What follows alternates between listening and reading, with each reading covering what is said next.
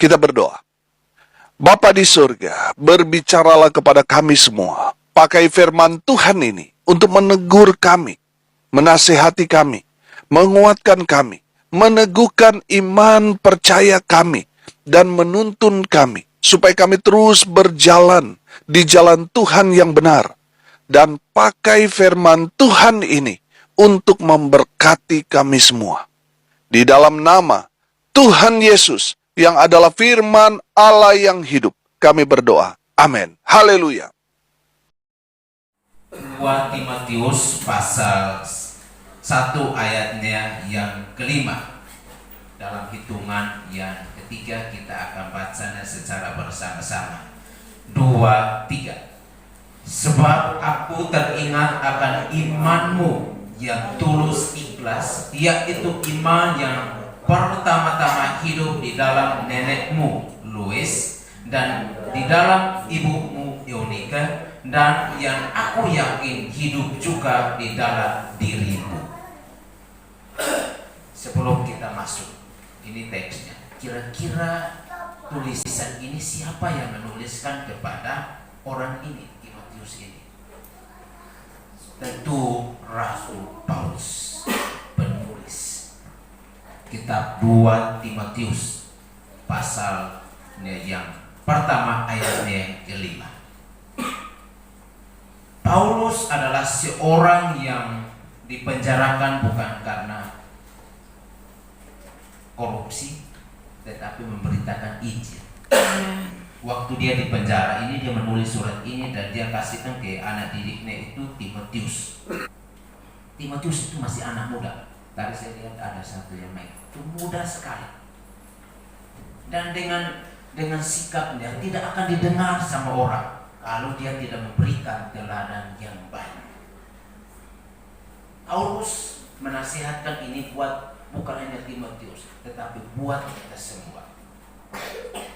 Paulus berkata kepada Timotius, aku tahu, aku ingat, karena Timotius ini pernah kunjungi terus dia nangis. Timotius adalah seorang muda yang tidak bisa bilang anak muda seperti zaman kita saat ini. Kalau dikasih semangat, kalau dia mau semangat, ini dia dari hatinya tulus untuk Tuhan. Tidak ada maksud sesuatu. Ketika dia mau melakukan sesuatu untuk Tuhan, dia melakukannya dengan segenap hatinya, bukan untuk manusia tetapi untuk Tuhan. Itu yang dilakukan oleh Timotius. Kita lihat teks yang kita baca ini. Penulis surat tadi saya sudah bilang di awal itu, latar belakang penulisan surat ini adalah Paulus, dan penerima surat itu adalah Timotius. Tujuannya untuk mendorong Timotius tetap setia kepada Tuhan di dalam panggilannya, mengingat ketidaksetiaan rekan-rekan kerjanya Timotius. Ya, kalau saya disebut mungkin ya kurang waktu, mungkin bisa habis kita malam ini juga, karena saya kalau uraikan satu-satu cukup lama. Jadi ada beberapa teman-teman anak muda yang ikut pelayanan yang tidak setia selain Titus. Hanya dua aja yang setia, yaitu Timotius dan Titus. Titus tergolong anak yang setia juga untuk gurunya Paulus. Ketika kita dengar ayat ini, kita lihat kembali apa yang kita kasihkan contoh kepada anak muda sebagai orang tua. Saya sebagai kakak untuk 7 adik saudara adik-adik saya kasih contoh buat mereka. Makan ada ponakan ada berapa, saya kasih contoh buat mereka. Andalkan Tuhan dalam segala hidup. Tuhan tidak pernah meninggalkan kita kalau kita tetap andalkan Tuhan. Dan juga kesetiaan kepada Tuhan. Hari ini kita berkata, aku percaya kepada Tuhan dengan segenap hatiku. Besok kita ingkar. Tidak bisa seperti itu. teladan yang diberikan oleh tadi neneknya siapa? Namanya siapa? Lois. Itu neneknya Timotius. Mamanya namanya siapa? Eunike. Itu dari nenek berikan teladan iman yang bagus. Dari mamanya kasih teladan iman yang bagus. Tidak, mereka percaya Yesus dengan sungguh-sungguh. Mereka percaya Tuhan dengan segenap hati. Mereka lakukan tugas dengan tulus. Tidak dibayar, mereka tetap melayani. Itu yang dilakukan oleh anak muda Timotius. Pernah saya berpikir seperti ini, jangan sampai saya pelayanan karena ada dapat sesuatu dalam pelayanan. Sedikit saya kasih ini yang mungkin malu buat saya, tetapi jangan ditiru. Waktu saya sekolah teologi saya ke sana bukan sekolah untuk firman Tuhan. Itu tujuan saya awalnya. Karena waktu itu saya masih anak muda, saya masih gila-gilaan dengan pacaran. Saya bilang anak teologi ini gampang dipacaran. Dan saya masuk. Tapi sampai situ tidak dapat juga yang dipacarin karena orangnya suci semua. Semuanya suci. Dipegang tangan, jangan itu dosa. Dilihat, jangan itu dosa. Diajak, tidak boleh. Di sana ada iblis. Akhirnya saya juga terpengaruh dan saya juga tidak pacaran sampai selesai 4 tahun. Padahal waktu itu, waktu masuk itu saya bilang itu kan mereka pasti gampang-gampang susah. Kalau mau cari pacar di teologi, anak-anak teologi kalau di sekolah lain mungkin masih bisa masuk STI 2 tahun baru boleh pacar. Nah, saya dulu tunggu 2 tahun, mau masuk 3 tahun yang mau pacaran tidak bisa lagi, harus punya laporan, udah punya rintisan di mana baru boleh pacaran. Ngeri. Belum waktu tingkat 4 sudah mau skripsi baru saya dapat perintisan, baru mau pacaran, orang semua sudah lewat, tidak bisa. Akhirnya kemakan umur juga kan, tidak dapat di dalam teologiannya saya, keluarlah saya dapat di teologiannya orang lain. Tapi sama-sama teologi juga. Jadi kami melayani. Itu tujuan, tapi jangan ditiru, itu teladan yang tidak baik. Saya langsung kasih tahu adik-adik saya tidak boleh tiru ini. Tapi puji Tuhan, adik-adik saya, istri mereka juga anak-anak teologi semua. Yang saya sekolah sama saya yang sudah pendeta 3 orang itu semuanya itu istrinya juga sarjana teologi. Jadi kami 8 bersaudara, 4 orang yang jadi pendeta. Satunya dia rangkap pendeta sekaligus dosen juga. Saya bilang tidak apa-apa, itu bonus. Ya. Jadi hal ini yang kita harus tiru. Dan adik-adiknya, ponaan saya semua masuk dulu teologi, belajar dulu baru cari pekerjaan yang buat kamu.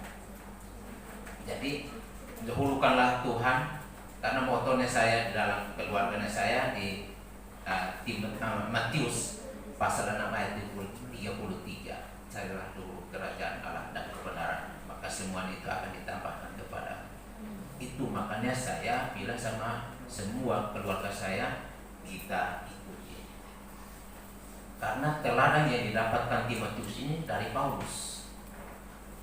Teladan yang didapatkan Paulus itu dari Kristus. Jadi kita membangun sesuatu dasar harus ada dasarnya. Makanya ketika Paulus dia bilang sama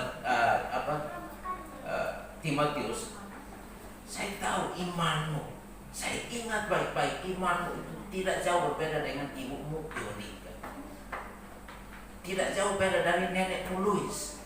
Berarti kamu dapat dari situ teladan.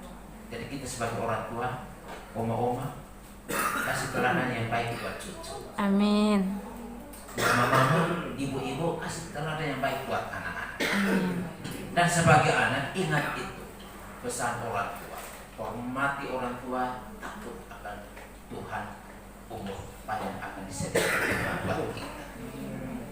Jadi kita hidup sebagai orang Kristen itu sebenarnya terlalu gampang semua. Segala sesuatu Tuhan sudah sediakan. Yang kita perlu adalah berdoa dan mengucap syukur buat semua yang Tuhan kasih. Saya percaya ketika kita mengucap syukur, segala berkat yang kita peroleh itu tidak sia-sia, akan terus ada bagi kita. Kita sebagai orang percaya di sini, saya yakin kita tidak seperti orang-orang yang di luar Kristus. Apapun yang kita minta, Tuhan pasti kasih dalam waktu yang berbeda. Ada yang tunggu, ada yang nanti baru dikasih, ada yang langsung dapat, atau yang kita minta itu tidak dapat sama sekali karena salah. Kita tidak ada parkiran, kita apa pesawat, kita minta pesawat, Tuhan tidak bisa kasih. Kita tidak ada parkiran mobil, kita minta mobil. Cukup motor, kita paksa untuk mobil, nggak bisa. Tuhan pasti kasih sesuai dengan kesediaan yang kita.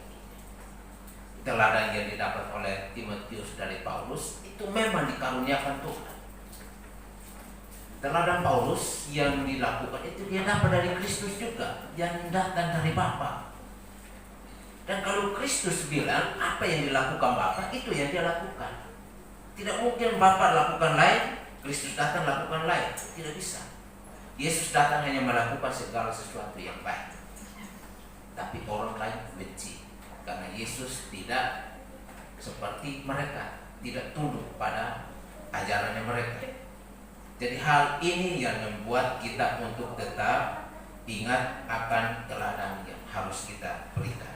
Kita akan masuk teladan yang seperti apa. Ya. Ditampilkan di sini teladan iman seperti apa yang dimaksudkan dalam teks ini. Ini kita harus perhatikan. Coba kita lihat di teksnya, sungguh-sungguh kita lihat coba teladan iman apa yang kita dapat itu. Sebab aku teringat akan imanmu yang tulus, ikhlas. Teladan iman itu harus satu, tulus dan ikhlas. Tulus berarti tidak kompromi dengan sesuatu. Ikhlas berarti tidak neko-neko atau tidak. Ya, kalau ada moodnya dia datang ibadah, atau ada moodnya dia kasih sesuatu, atau ada baiknya dia mau melayani, tidak ada baiknya dia bilang alasannya banyak kepada Pak Gembala. Pak Gembala di sini hujan deras, saya tidak bisa datang. Tidak bisa seperti itu. Itu teladan yang harus kita berikan. Contoh hidup kita. Kalau kita coba di rumah praktekkan, apa yang kamu lakukan, nanti anaknya pasti akan lakukan itu juga. You suka marah-marah, anaknya 2 kali lipat dari situ. Serius. You suka mukul, anaknya pasti akan tendang. Karena pukul pakai tangan, dia tendang. Itu balas. Makanya dulu saya waktu masih sekolah, guru saya bilang siapa yang kincing berdiri, guru kincing berdiri, muridnya pasti kincingnya berlari. Lebih jahat lagi dari yang dilakukan. Makanya Paulus di saat ini Paulus terharu. Dia mengingat iman tulus ikhlas yang dilakukan oleh Timotius. Walaupun teman-teman sekerjanya itu tidak melakukan yang baik, mereka mulai ada yang lari dari panggilan. Dia tidak mau melayani lagi. Kemana saya mau melayani? Gurunya saya di penjara, takut nanti saya juga di penjara demikian. Itu yang tidak memberikan teladan yang baik.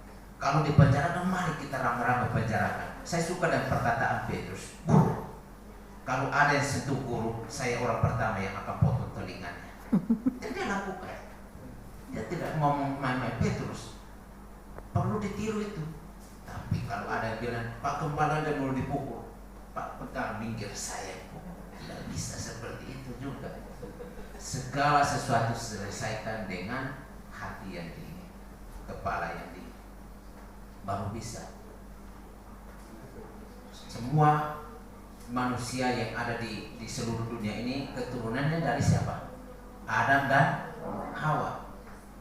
Siapa yang lebih emosinya lebih banyak? Hawa atau Adam? Hawa yang emosinya lebih banyak. Makanya jangan salahkan kalau ibu-ibu suka cerewet. Pak, Itu anak. laki-laki zaman sekarang juga cerewet. Awak itu yang Cerewetnya lebih dari memberikan contoh kepada keturunan. Jadi begitu dia. Begitu juga suami-suami. Suami suka pukul anak. Anak dia bilang, oh pukul saya, tunggu saya besar. Iya kan? Kalau anaknya tunggu ya, saya besar dulu. Begitu dia besar. Kan dulu papa suka pukul saya, sekarang terima balas. Itu bisa. Atau mama juga demikian. Kenapa anak? Jadi teladan yang kita kasih buat kita hari ini akan ada efeknya. Pelajaran yang kita berikan juga ada maknanya. Kalau saat ini sebagai seorang guru, kalau kita didik murid kita dengan baik-baik, mereka waktu jadi presiden atau waktu itu guru saya, dia akan tunduk. Tapi kalau kita suka pukul dia akan balas dendam. Dulu kan saya pelajar seperti ini, dia tidak memberikan saya yang baik. Kita masuk kepada iman yang tulus itu seperti apa sih? Itu poin yang pertama. Ini baru satu yang belum yang ke-10. Kita sudah baru 17 menit kan. Ini baru satu. Saya mohon jangan sampai ada yang keluar pintu karena cukup lama. Tadi Pak Pegang, saya sudah datang tanya Pak Gembala. Pak Gembala, kira-kira saya berapa menit? 30 menit atau 40 menit?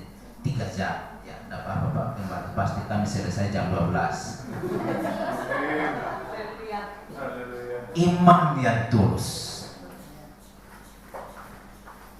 Tulus artinya sungguh-sungguh, benar-benar keluar dari hati dan jujur.